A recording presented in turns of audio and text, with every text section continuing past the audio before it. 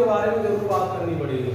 हमारे चिड़पन का कारण यही अनुपात है, हम ज्यादा लोगों को प्लान नहीं दिखा पा रहे हैं, और जितने ज्यादा लोगों को हम प्लान दिखाने की कोशिश कर रहे हैं उसी के अनुपात हमें रिजल्ट मिलने वाले हैं।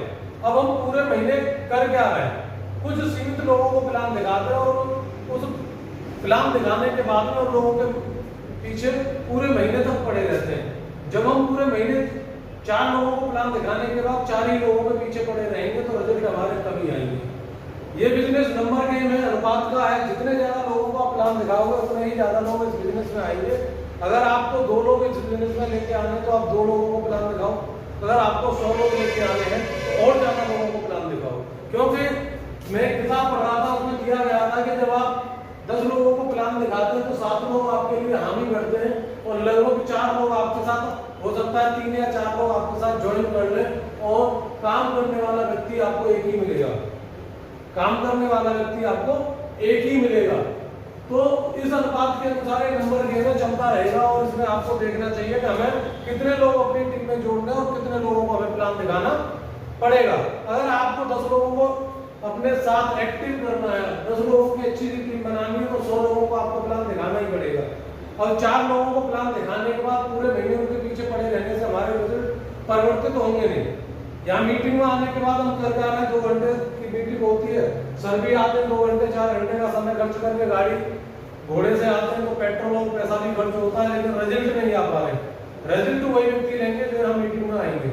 ये अपने दिमाग में 100% डायल कर लो कि इमरजेंसी का नंबर 112 है, इसी प्रकार RCM में सफलता का नंबर ये मीटिंग है, ठीक है।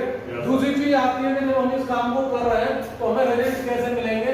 सेकंड नंबर पर हमारा तरीका जो हमें सबसे ज्यादा प्रभावित कर रहा है। कई बार हम काम को तो लगातार बार-बार कर रहे होते हैं लेकिन हमारे रिजल्ट नहीं आते। कहीं ना कहीं हमारा जो बताने का तरीका, बिजनेस करने का तरीका, उसमें कोई ना कोई ऐसी कमी रह रही होती है जिसे हम खुद पहचान नहीं पाते और हमारे रिजल्ट नहीं निकल पाते। अगर आपको सही तरीका जानना है तो मीटिंग में आना जरूरी है, और मीटिंग से आपको जो भी आपके सीनियर्स जो है आपकी अपलाइन है उन्हें आप अपना प्लान दिखाते हो, आपकी बातचीत करने का तरीका है, उन चीजों को आप बताते हो तो उन्हें वो गलती नजर आती है जो आप लगातार कर रहे होते हो। अगर हम उन गलतियों पर काम करें तो हम अपने तरीके को सुधार सकते हैं। क्या हम सुधार सकते हैं इस तरीके से अपनी गलतियां? अगर आप खुद ही काम करोगे तो आपको अपनी गलती किसी को नजर नहीं आती, जिस तरीके से अपने चेहरे पर धूल नजर नहीं आती है, तो वो गलती को पहचानने के लिए आपको मीटिंग में आना जरूरी है। तीसरी चीज ये है कि जो लगातार आप लोग जिसकी वजह से परेशान हो रहे हो वो है निपुणता। क्या है? निपुणता। अब इसमें दिक्कत क्या हो रही है, हम लोग वेट एंड वॉच कर रहे हैं कि पहले सीखेंगे तब हमें स्टार्ट करेंगे। ये एक गलत तरीका है। किसी भी काम को करने के लिए या उस काम में आपको निपुणता प्राप्त करनी है तो आपको लगातार काम करना पड़ेगा। जब आपकी जितनी ज्यादा से ज्यादा फील्ड की प्रैक्टिस हो जाएगी उसी काम में आपको महारत हासिल होती चली जाएगी। लेकिन ऐसी कंडीशन बन रही है कि आप पहले सोच रहे हैं कि हम पूरी PhD कर लें और उसके बाद इस बिजनेस की शुरुआत करेंगे, तो आप गड़बड़ कर रहे हैं और आपका रास्ता गलत है। आप कभी भी निपुणता हासिल नहीं कर पाएंगे। 4-6 महीने से आप इस बिजनेस में हैं, ज्यादातर लोग शुरुआत करते हैं लेकिन लगातार फील्ड में न निकलने की वजह से उन्हें वो निपुणता प्राप्त नहीं हो पा रही है जिसके वो हकदार है। हमें जरूरत है निपुणता प्राप्त करने की। भाई सही निशाने पे तीर तो वही मारेगा जो लगातार सीखेगा, लगातार प्रैक्टिस करेगा। लोग निपुणता प्राप्त कर रहा है, जिम में जाने वाला व्यक्ति कोई भी भारी डंबल उठा रहा है तो वो लगातार बिजनेस में जा रहा है, लगातार जिम में जा रहा है। और हमें बिजनेस बढ़ाने का जो तरीका अपनाना है वो फील्ड में जाना है। जब हम लगातार फील्ड में जाएंगे तो हमारी प्रैक्टिस अच्छी होगी, प्रैक्टिस अच्छी होगी तो हम किसी भी काम को आसानी से कर सकते हैं, तब हमें निपुणता प्राप्त होगी। ठीक है। चौथा पॉइंट वो भी बहुत मैटर करता है, समय प्रबंधन, टाइम मैनेजमेंट। क्योंकि ज्यादातर लोग जॉब पैसे वाले होते हैं, खासकर बिजनेस में वही लोग ज्यादा मेहनत कर रहे हैं जो कहीं ना कहीं जॉब कर रहे हैं। और जॉब के साथ साथ हमें अपने समय का प्रबंधन करना बहुत जरूरी होता है। कई बार ऐसा होता है कि हम किसी न किसी कंडीशन में फंसे रहते हैं, हमें जॉब का लोड रहता है, वर्कलोड इतना है कि हम अपने बॉस की भी सुनते हैं, फिर परिवार की भी जरूरतें पूरी करनी होती है और उसमें से भी हमें कुछ समय निकाल कर आर्थिक को करना होता है। जब हम इस सिस्टम को कर रहे होते हैं तो उस कंडीशन में हमें अपने टाइम का मैनेजमेंट इस तरीके से करना चाहिए कि हम दिन हो रात हो, फर्स्ट सेकंड थर्ड कोई भी ड्यूटी अगर आपकी होती है तो डेली ज्यादा आप समय न निकाल पाए, 24 घंटे में से 22 घंटे का यूज आप अपने लिए कर रहे हो, कम से कम 2 घंटे का समय आप अपने लिए निकालें, इस बिजनेस के लिए निकालें, और वही 2 घंटे का समय आपके बिजनेस को ऊंचाइयों पर ले जा सकता है। पांचवी चीज ये है कि आप गतिविधि क्या कर रहे हैं,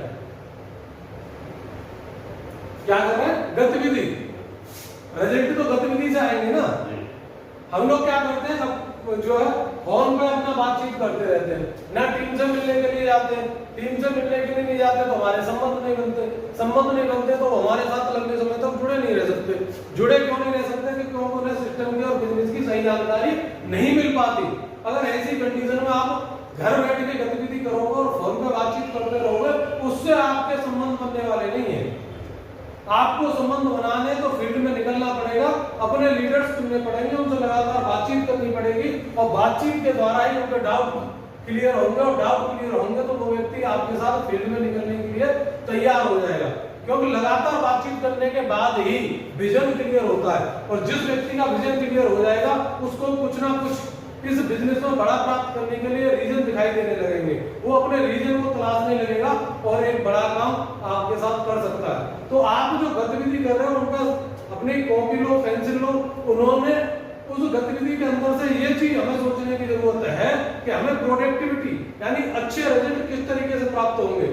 अगर आप कम रिजल्ट वाली गतिविधि कर रहे हो तो वहां से आपको बड़े रिजल्ट प्राप्त नहीं होंगे, आपको गतिविधि में चेंज करना पड़ेगा, अपने तरीके से परिवर्तन करना पड़ेगा, जिससे आप बड़े रिजल्ट प्राप्त कर सके। पांचवी चीज है, छठवीं चीज है धारणा। ये एक बहुत ही महत्वपूर्ण टॉपिक है, क्योंकि हमने कुछ ऐसी धारणा पाल रखी है जिसकी वजह से हमारा बिजनेस प्रभावित हो रहा है। हम उन लोगों की बातों सुन लेते हैं जो बाजार से चल रही होती है, और उन्हीं धारणा के अनुरूप अपनी मानसिक स्थिति को बनाकर अपने आप के क्रियाकलापों को सूचित करते हैं। ऐसा नहीं होना चाहिए। बाजार में धारणा को 99% गलत है। आपको जो किताबें दी जा रही है, ये धारणा जो गलत आपने माइंड में बिठा रखी है उनको साफ करने के लिए दी जा रही है। पुराने तरीके से काम करोगे तो पुराने तरीके के रिजल्ट मिलेंगे। टेक्नोलॉजी के जमाने में फास्ट जाना है तो टेक्नोलॉजी का आपको यूज करना पड़ेगा, और पुरानी धारणा को आपको समाप्त करना पड़ेगा। ये जो धारणा है, जो बुक आप पढ़ रहे हो, उसमें उन पॉइंटों को जोड़ो, उसमें उन चीजों को देखो जिससे कि आपको सही जानकारी मिल सके। बिजनेस की गहराई से जानकारी तो आपको तभी मिलेगी जब आप लगातार सीखने की कोशिश करोगे। और धारणा कहां से खत्म होगी? आपकी नॉलेज से, आपकी शिक्षा से, जो डायरेक्ट सेलिंग की आप शिक्षा ले रहे हो, जो बिजनेस की आप शिक्षा ले रहे हो। सातवीं चीज है प्रोग्राम।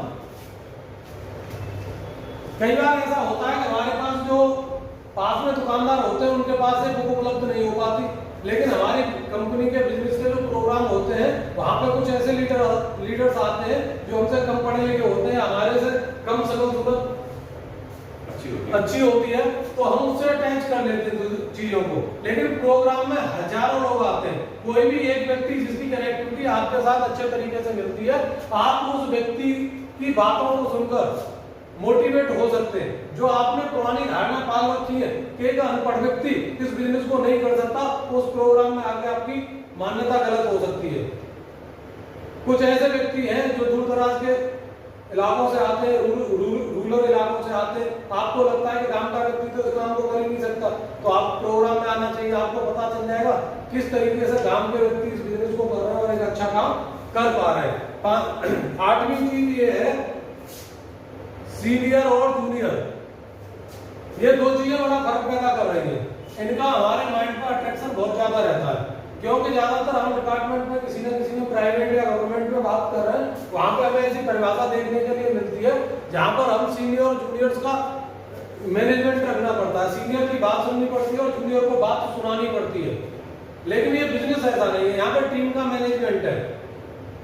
आपकी बात सुनी जाएगी, आप सीनियर्स की बात को, अच्छी बात को लें, उसको अपना अप्लाई करें, और अप्लाई करने के बाद जो रिजल्ट निकलेंगे उनसे आप बड़ा काम कर सकते हैं। तो सीनियर जूनियर की जो मानसिक धारणा आपने बना रखी है उसे साफ करने की जरूरत है। इस बिजनेस के अंदर कोई सीनियर नहीं है, कोई जूनियर नहीं है, सब लोग अपने अपने बिजनेस के भागीदार हैं और एक टीम के रूप में काम कर रहे हैं। अगर ऐसी स्थिति पैदा हो रही है कि आप पुराने अनुभवों को लेकर यहाँ पर इस वैरायटी के द्वारा अपने आप को पिछड़ापन महसूस करा रहे हैं तो वो गलत करा रहे हैं। और एक पॉइंट है गलतियां, ये हम कर रहे हैं कहीं ना कहीं, बार बार गलतियां कर रहे हैं जिसकी वजह से हमें रिजल्ट नहीं आ पा रहे। अगर आप गलतियां कर रहे हैं तो आपकी जो क्रियाविधि, आप मैंने बताया था गतिविधि, आप अपनी गतिविधि को अपने जो है अपलाइन के सामने, जो आपके मेंटर है उनके सामने, या जिसको आप आइडियल मान रहे हैं उनके सामने रखो।